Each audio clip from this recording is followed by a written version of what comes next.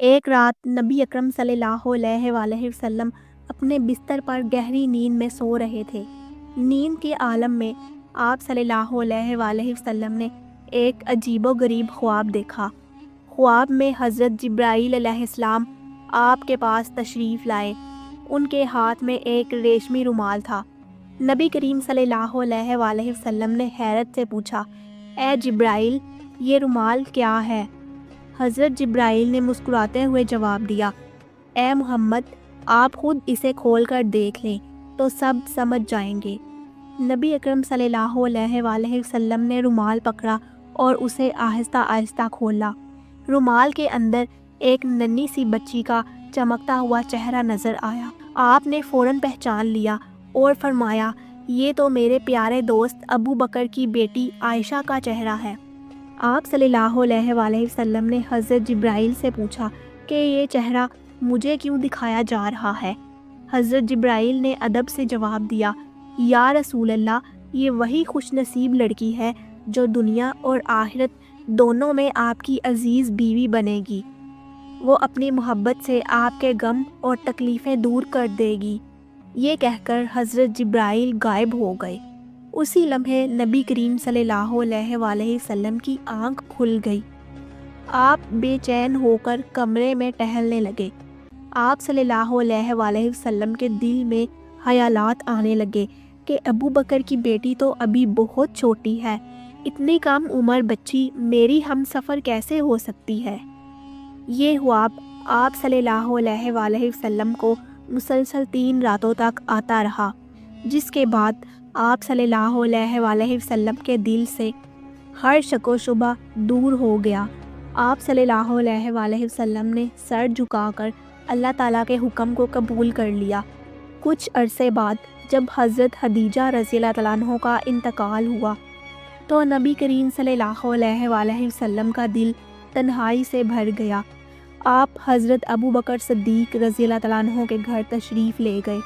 وہاں ننھی عائشہ اپنی سہیلیوں کے ساتھ کھیل رہی تھی۔ ان کی پوری توجہ اپنے کھیل پر تھی۔ نبی کریم صلی اللہ علیہ وآلہ وسلم ان کے قریب گئے اور مسکراتے ہوئے پوچھا، عائشہ، یہ کیا کر رہی ہو؟ تمہارے ہاتھ میں یہ کیا ہے؟ حضرت عائشہ نے معصومیت سے ہنستے ہوئے جواب دیا، یہ میرا گھوڑا ہے۔ آپ نے ہلکا سا مزاح کرتے ہوئے فرمایا، اچھا ٹھیک ہے، لیکن عائشہ، تیرے گھوڑے کے تو پر بنے ہوئے ہیں، گھوڑوں کے پر تو نہیں ہوتے۔ حضرت عائشہ نے معصومیت سے جواب دیا، یہ کس نے کہا کہ گھوڑوں کے پر نہیں ہوتے؟ کیا آپ نہیں جانتے کہ حضرت سلیمان علیہ السلام کے گھوڑے کے بھی پر تھے؟ یہ سن کر نبی صلی اللہ علیہ وآلہ وسلم بہت ہنسے اور آپ کے نورانی دانت تک نظر آنے لگے۔ سبحان اللہ!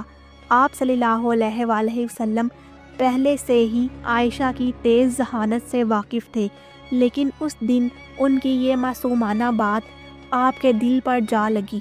آپ صلی اللہ علیہ وآلہ وسلم نے سوچا کہ شاید یہی وجہ ہے کہ اللہ تعالیٰ نے اس بچی کو میری ہم سفر بنانے کا فیصلہ کیا۔ ان کی ذہانت اور تیز حافظہ میری امت کے لیے بڑی خیر کا باعث بنے گا۔ واقعی آگے چل کر یہی ہوا۔ حضرت عائشہ رضی اللہ تعالیٰ عنہ ان 7 عظیم صحابیوں میں شامل ہوئیں جنہوں نے سب سے زیادہ احادیث بیان کی۔ صرف ان کی زبانی 2210 احادیث روایت ہوئیں۔ سبحان اللہ! اس کے بعد نبی اکرم صلی اللہ علیہ وآلہ وسلم نے اللہ کے حکم کی تکمیل کے لیے حضرت خولہ بنت حکیم کے پاس جانے کا فیصلہ کیا۔ حضرت خولہ ام المومنین حضرت خدیجہ کی گہری سہیلی تھی۔ اس سے پہلے بھی وہ نبی کریم صلی اللہ علیہ وآلہ وسلم کی طرف سے حضرت سودا رضی اللہ تعالیٰ عنہ کے ہاں نکاح کا پیغام لے کر گئی تھی۔ اس بار بھی آپ نے انہیں بلایا اور اپنے تینوں خوابوں کا تفصیلی حال سنایا۔ پھر فرمایا، خولہ، تم ابو بکر کے گھر جاؤ اور میری طرف سے یہ پیغام پہنچاؤ۔ حضرت خولہ یہ سن کر بہت خوش ہوئیں اور فوراً حضرت ابو بکر رضی اللہ تعالیٰ عنہ کے گھر چلی گئیں۔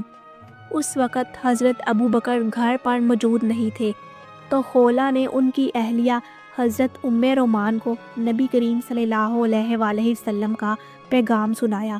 یہ سن کر رومان کی خوشی کی انتہا نہ رہی، جیسے وہ برسوں سے اس مبارک خبر کا انتظار کر رہی تھی۔